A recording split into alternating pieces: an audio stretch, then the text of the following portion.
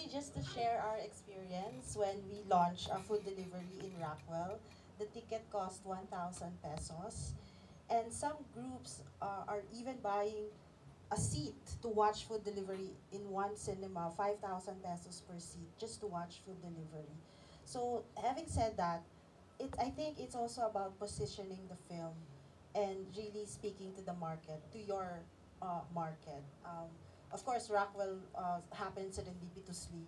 They opened they opened the cinema for us at first, but just to realize that when you have a product, you can't just put it out there and just let the audience decide by themselves. Sometimes you have to create the right space for your film and attract the right audience for it, and then later on, it will trickle down. So I guess my experience means that I think people are ready now to go back to the cinema, but it's just a matter of creating the right environment and the right respect for the film that we're creating. Yeah, the right content, the right audience, and the right timing.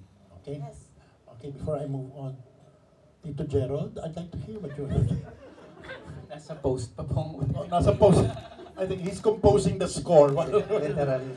I mean, why is Quezon going to be that kind of experience which will attract the Filipino audience to the movie house? We're banking on yung momentum na-establish ng first two films. Okay. So, kasi I think, I'm not sure, but ang trend ngayon sa cinemas is pumupunta ang tao pag mas event film siya. Definitely. Yun. So, I think it would be safe to say na sa context ng Philippine cinema, ay posibleng event film yung Quezon. Considering na yun nga, it's the last part of a trilogy.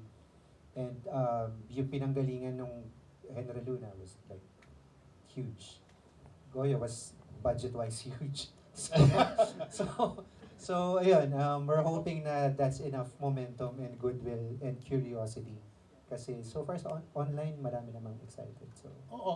But of course, with what you're saying, you're actually terrifying Daphne. Because in order for this to be an event, that is supposed to be something which you should do in order to make it and create it to be an event. Now, I have another question, which has been bugging me for quite some time. Why Jericho? Hindi. Actually, nung nag-back out si TJ, automatic na pumasok si Jericho sa isip ko. Why? Kasi kaya niyang i-match yung energy ng character sa script.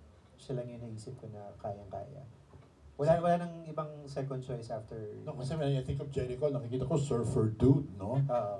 So why? Hindi ba? Okay.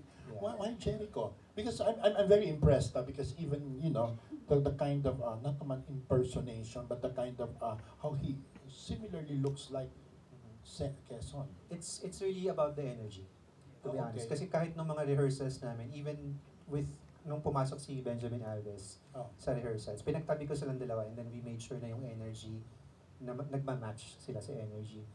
So, and kasi dun sa 10 minutes pa lang kasi yung nakita niya. So, pero the whole thing is really sobrang intense and passionate ni Quezon as a person.